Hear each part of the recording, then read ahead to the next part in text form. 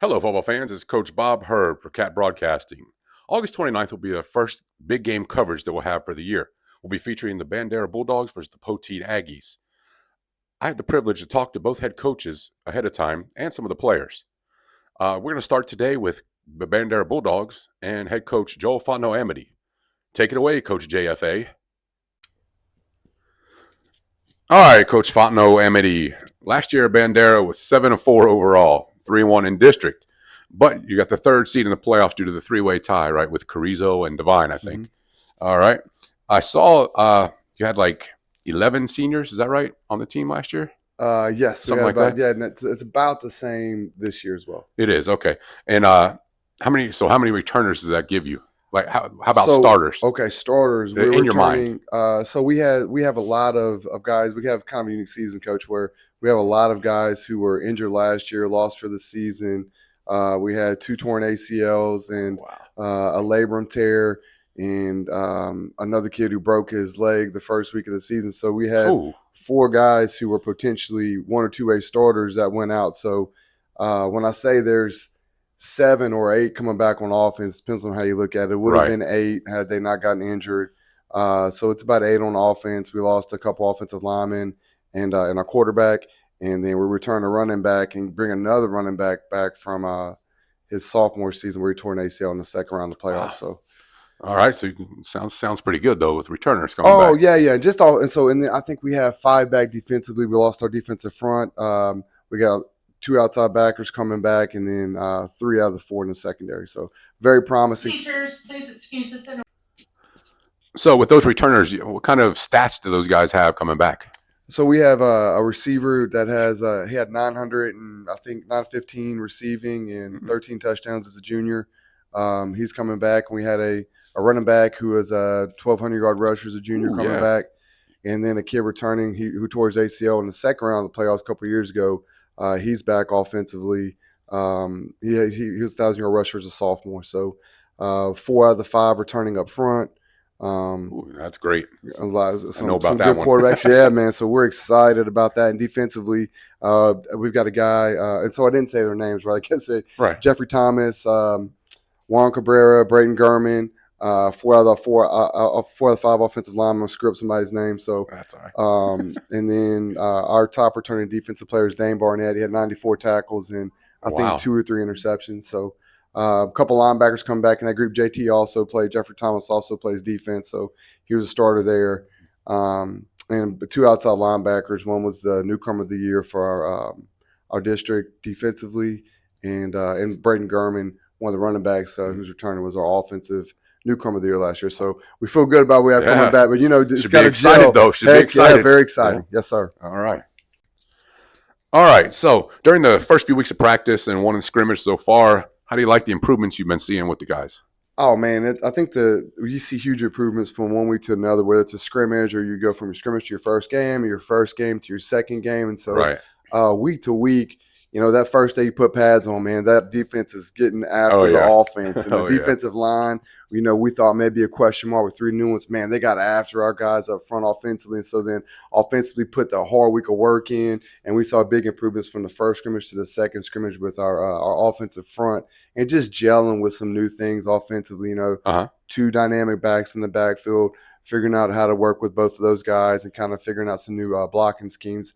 Offensively has been big.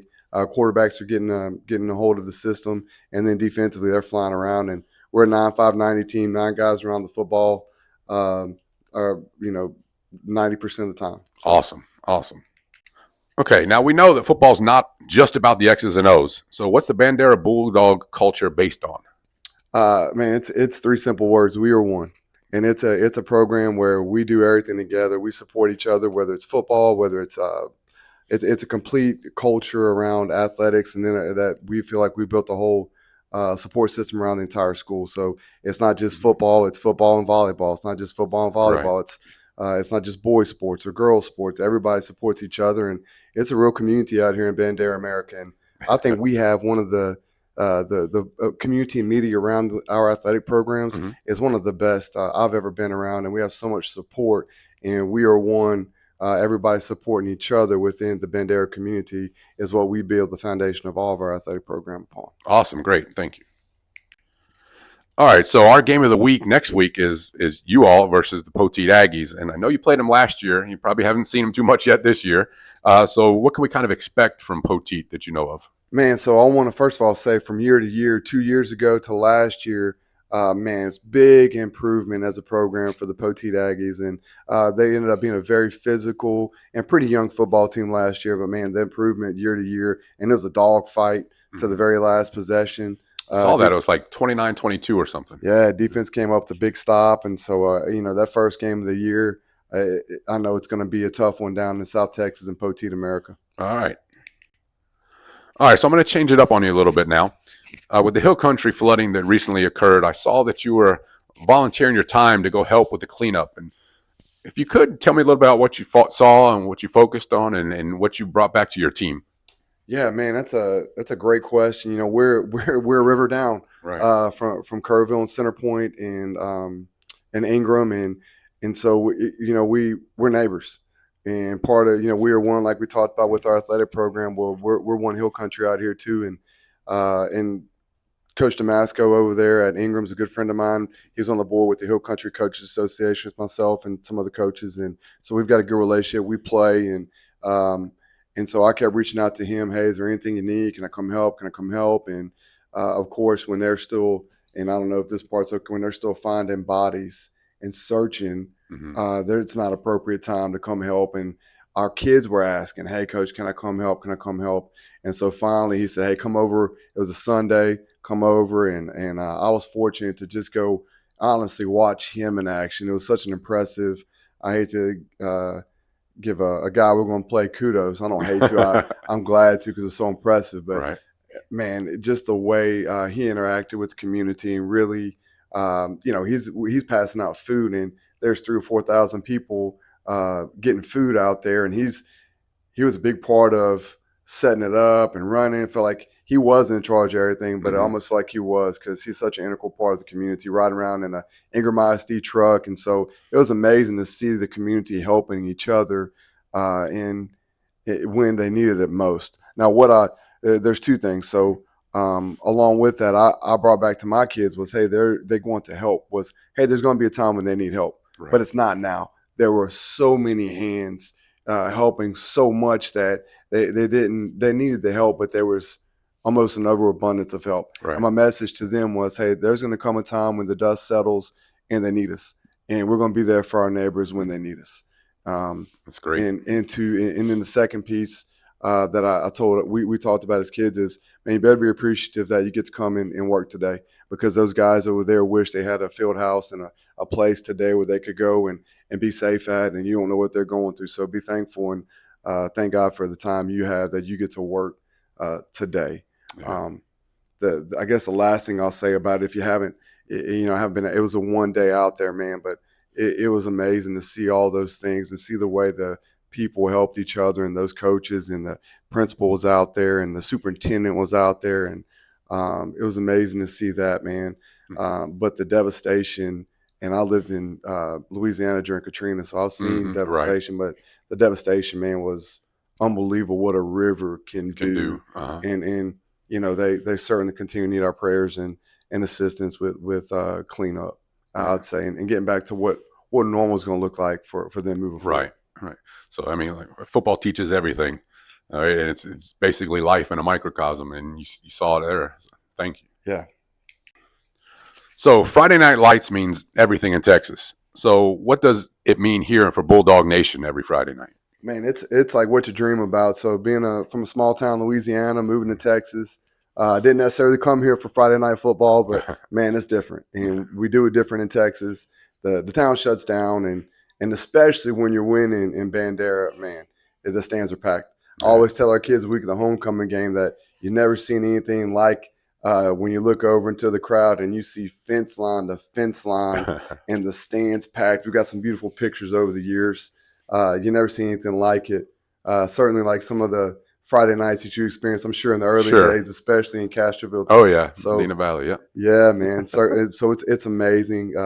The support, and I said it before, the support immediately around our program is unbelievable, man. And everybody wants to lend a hand. Everybody wants to be a part of it. And it really makes Friday night special. Our Fighting 100, our band, it gets after it. And our cheerleaders, star steppers, everybody, the middle school, the administration, the fans, the old timers in the stands who are going to be at the OST chopping it up the next day. It's just so much support, man. And it really just feels like, honestly, community. Awesome. I can't wait till the 29th to go see the game. All right. Thank you for everything. Hey, man. Thank you, man. And best English teacher, O-line coach I've ever been around, man. Thanks for covering our kids. I appreciate it. Yes, sir. Thank you. All right. If you would, give me your name, position, and then what you're really looking forward to this year, all right? My name's Jeffrey Thomas. Most people call me JT or J3. You could tell off the number. I'm a senior this year, and this year I'm just looking for like a good season.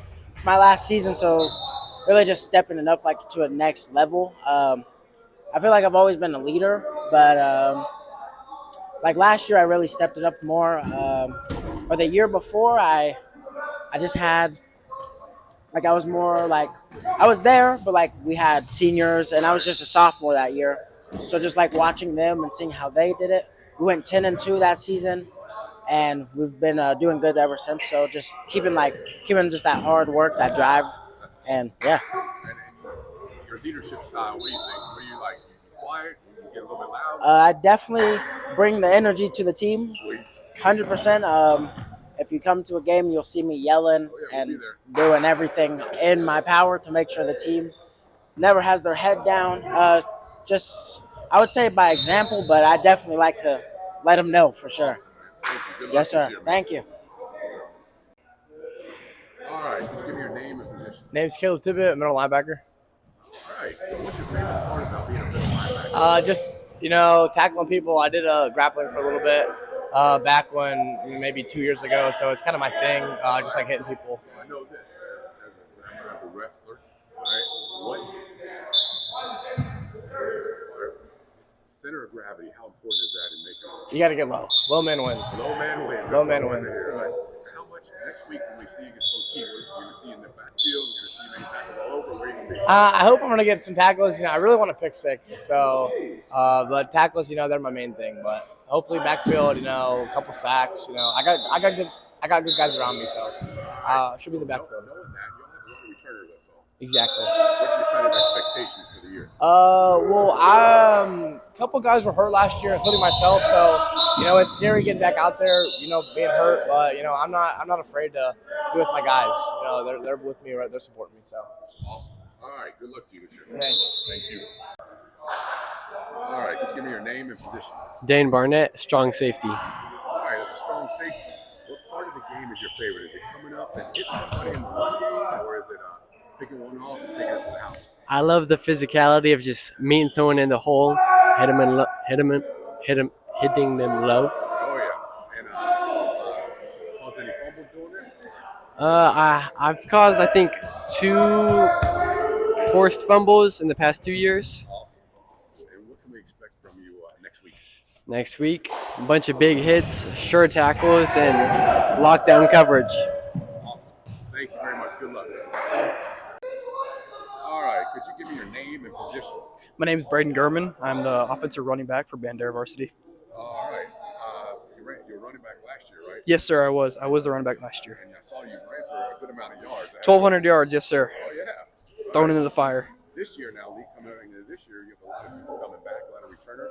So what are you looking forward to? We got a lot of great returners coming back. We're looking forward, hopefully, that district championship 3 years in a row. Last year we tied, but we're coming for it this year. Right. Hopefully a couple rounds in playoffs. Next week, you have Poteet. What are we quickly expecting that game? We're hopefully, with our training, everything fundamentals go through perfectly. I mean, hopefully we can squash them. That's our plan. All right. Good luck to you, man. Yes, sir. Thank you. All right. Could you give me your name and position? And I have a couple questions. Yes, sir. My name is Juan Cabrera. I'm number 21, and I play running back. So I know you had a huge sophomore year. Yes, sir. All right. Then you got hurt. Just tell us what happened. It was the first play of our offensive possession against Ingleside. It was an outside zone run, and it was headed to the left side, and my foot got caught in the ground, and I got tackled. My ACL snapped in half, and then I couldn't play the rest of that game. I was out for about a year, but I'm back now. So what are you looking forward to now?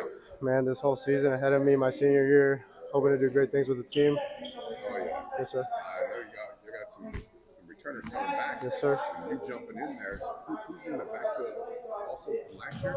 Braden Gurman, number 12. So 2 stud running backs. I like to say so. Look forward to next Yes, week? sir. Yes, sir. All right. Can't wait to see it. Thanks for stepping Yes, out sir. here, man. Thank you so much. All right. So can you give me your name and what you really love about playing on the offensive line? Yes, sir. My name is Logan Harmon, and I just love being able to dominate up and close. It's my favorite thing to do, man. What grade you in? I'm gonna be a senior. I'm a senior right now. Senior right now? Yes, sir. All right. And all district, any other stuff? You got Yes, sir. I've been all district for first team all district for 2 years in a 2 years in a row. All right. And what part of the offensive line you playing on? Right tackle. Right tackle. Yes, sir. Pass blocking and run blocking. What's your favorite? Pass blocking. Yes, sir. Pass blocking. Yes, sir. I figure a big boy like you try to dominate on every run. All Yes, sir. right. So we'll be there next week. What do we have to look forward to? Everything, sir. Everything. Yes, sir. It's gonna be a blast. All right. Everybody's gonna dominate. All right. Good luck to you. Yes, sir. Thank you. Well, there you have it. Looks like the Bandera Bulldogs are locked and loaded and ready for the season. Join us tomorrow as we take a look at the Poteet Aggies. For Cat Broadcasting, I'm Bob Herb. See you at the games.